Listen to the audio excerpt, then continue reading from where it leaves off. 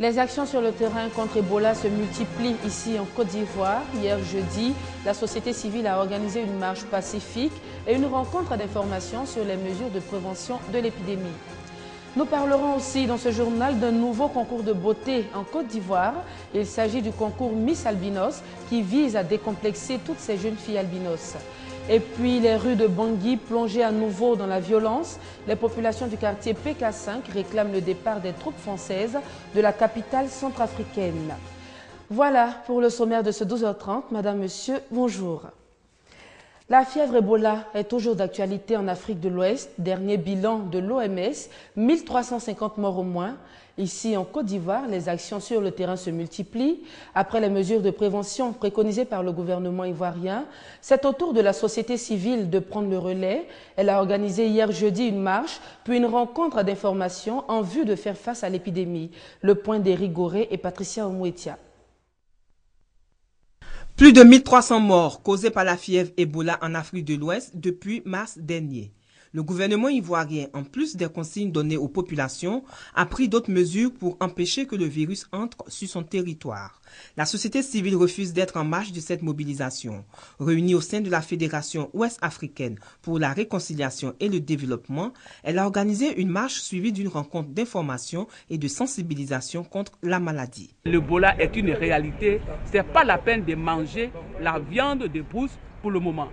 Je consigne à la population d'Ivoiriens, même pas les Ivoiriens seulement, tous les ressortissants africains vivant en Côte d'Ivoire, de respecter les conseils du gouvernement pour éviter les virus Ebola là. Parce que Ebola c'est très dangereux et puis ça tue vite.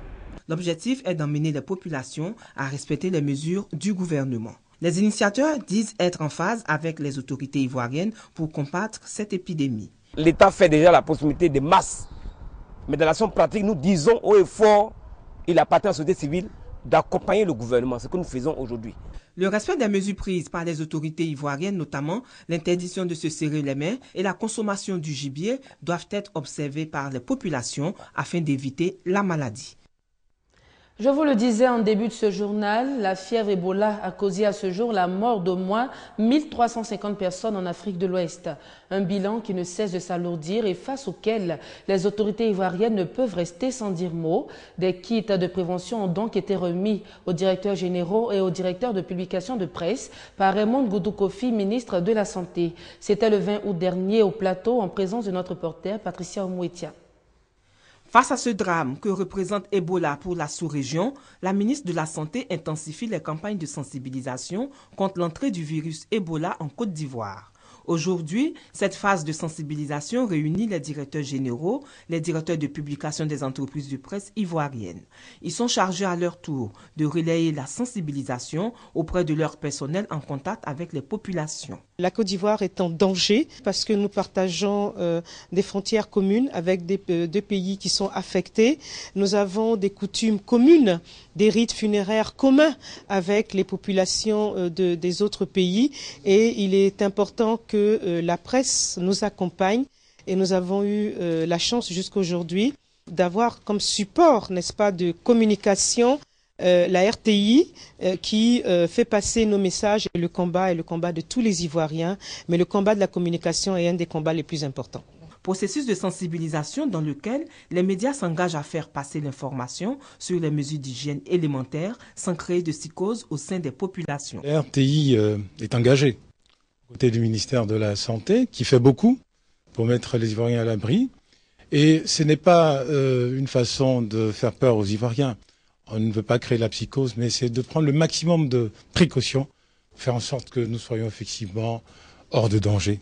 Parce que ceux qui sont aujourd'hui concernés ne sont pas très loin de nous. Nous avons une pensée pour eux et nous devons ensemble lutter pour que ce virus ne s'étende pas davantage. C'est vrai, aujourd'hui, l'Ebola, c'est de l'autre côté, c'est pas encore ici.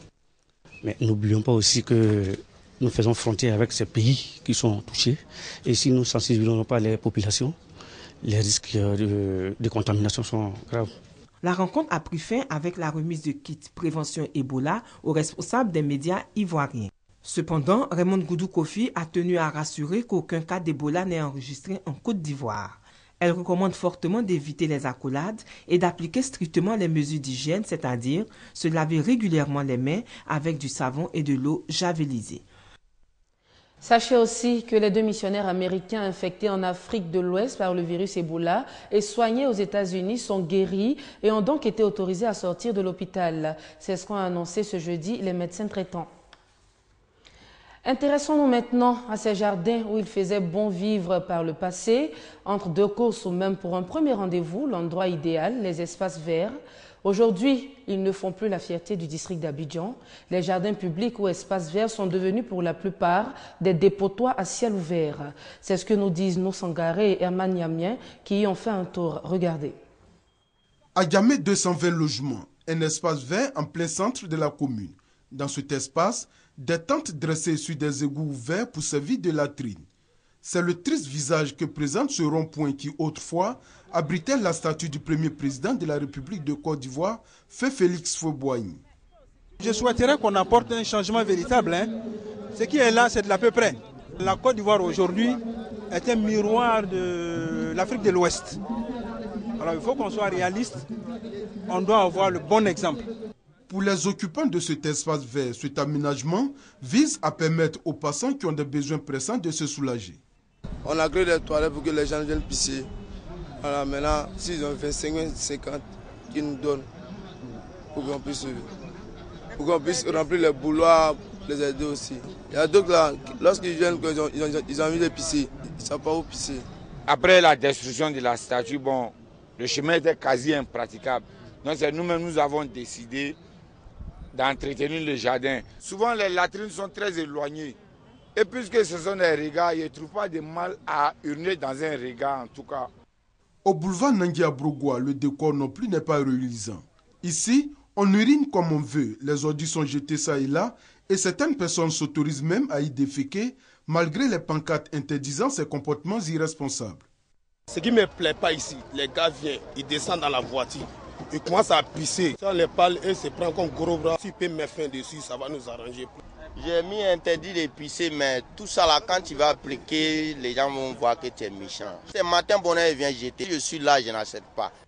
Les espaces verts contribuent à embellir les villes. C'est pourquoi ils occupent toujours une place de choix dans les plans d'urbanisme.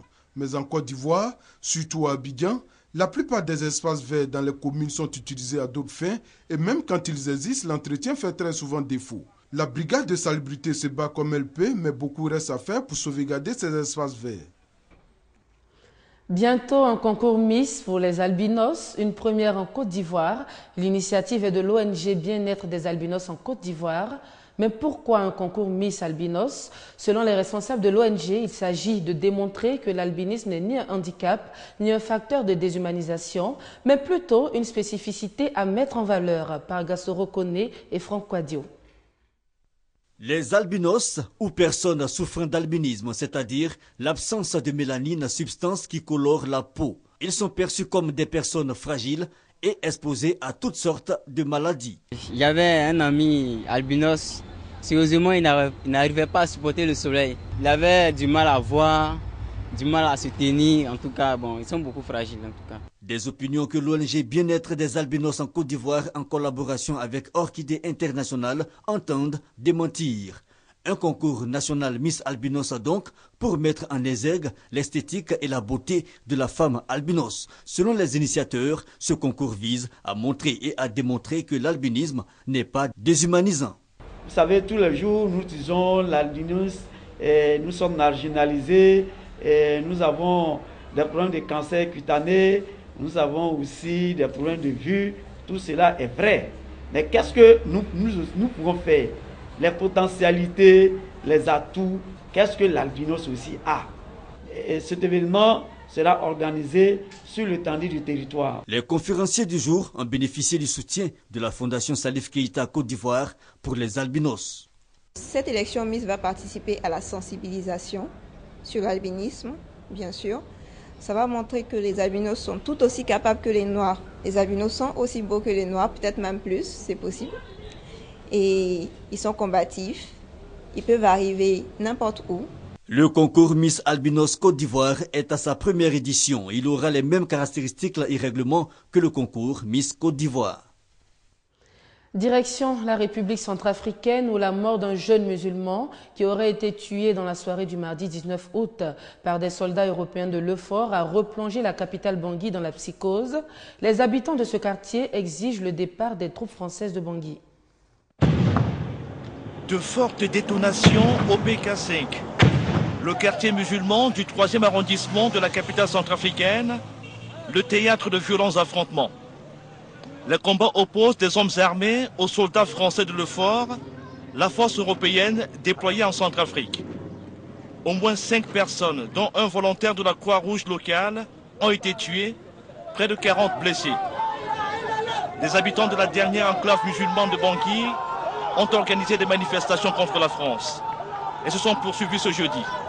Notre manifestation, on a fait seulement contre la France, non pas pour les populations, etc. Nous sommes contre la France seulement. Sur les causes de ce brusque regain de tension dans la capitale centrafricaine, 2 thèses s'affrontent. D'après la force européenne, les soldats français, lors d'une patrouille comme celle-ci, ont été attaqués au PK5 et ils ont riposté vigoureusement. Faux, rétorquent quelques habitants du quartier. Ils accusent des militaires français d'avoir tué un musulman et réclament leur départ. Ce sont les Français, ce sont les Blancs qui ont à l'origine de la destruction, surtout les Français.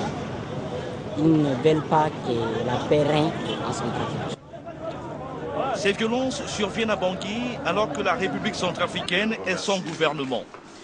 La nomination du Premier ministre Mahamat Kamoun, intervenue il y a une dizaine de jours, est toujours contestée, notamment par l'ex-rébellion Séléka, constituée essentiellement de musulmans. Au moins 39 personnes tuées et 7 autres portées disparues dans des glissements de terrain provoqués par de fortes pluies à Hiroshima dans le sud-ouest du Japon. Le bilan n'est pas exhaustif, il pourrait encore s'alourdir selon les secours. À Hiroshima, les recherches continuent après les glissements de terrain qui ont fait au moins 39 morts. 2500 pompiers, policiers et soldats des forces d'autodéfense sont à pied d'œuvre pour tenter de retrouver les 43 disparus. Dans la nuit de mardi à mercredi, des pluies diluviennes avaient provoqué des glissements de terrain au pied d'une montagne, forçant plus d'1 millier de personnes à trouver refuge dans les lieux publics de cette ville du sud-ouest du Japon. De violentes précipitations devaient à nouveau s'abattre sur la région. Pas de répit pour la bande de Gaza. L'appel de l'ONU à une rapide reprise des négociations entre Israël et le Hamas en vue d'une trêve durable semble vain. Au moins 29 Palestiniens ont été tués depuis la reprise mardi des raids de l'aviation israélienne. Israël porte un coup sévère au Hamas. 3 commandants de la branche armée du groupe islamiste ont été tués jeudi à Rafah lors d'un raid aérien. Les frappes dans la bande de Gaza ont également tué au moins 26 Palestiniens, dont 4 enfants, et fait des dizaines de blessés. Mercredi soir, le Premier ministre israélien, se gardant d'affirmer ou de confirmer que le chef des brigades Al-Qassam leur avait encore échappé, avait déclaré que les dirigeants des organisations terroristes étaient des cibles légitimes. Le Pakistan s'enfonce à nouveau dans une crise sociopolitique. Ce jeudi, Imran Khan a quitté les discussions entamées avec le gouvernement et vu la tournure que prend la crise, l'armée de son côté menace d'intervenir. Le sit-in au cœur d'Islamabad va continuer. Les pourparlers entre l'opposition et le gouvernement ont échoué. Après une nuit de débat, Imran Khan, l'un des 2 leaders de l'opposition, a annoncé la fin des discussions. Il appelle donc ses milliers de partisans à maintenir leur campement. Depuis mercredi, ils sont installés devant le Parlement pour réclamer le départ de Nawaz Sharif, le Premier ministre. Nos revendications sont démocratiques et en accord avec la Constitution. Nous ne reculerons pas tant qu'elles ne seront pas satisfaites, même si nous devons y perdre la vie. Jeudi, avant même le résultat des négociations, les députés s'étaient prononcés contre toutes les demandes de l'opposition. La veille, l'armée avait appelé au dialogue, une déclaration qui sonnait pour beaucoup comme une mise en garde. Pour le moment, les militaires n'ont pas réagi à l'échec des pourparlers, mais nombreux sont ceux qui craignent un nouveau coup d'État au Pakistan. Voilà, c'est la fin de ce 12h30. Merci à tous de votre attention et excellent début de week-end.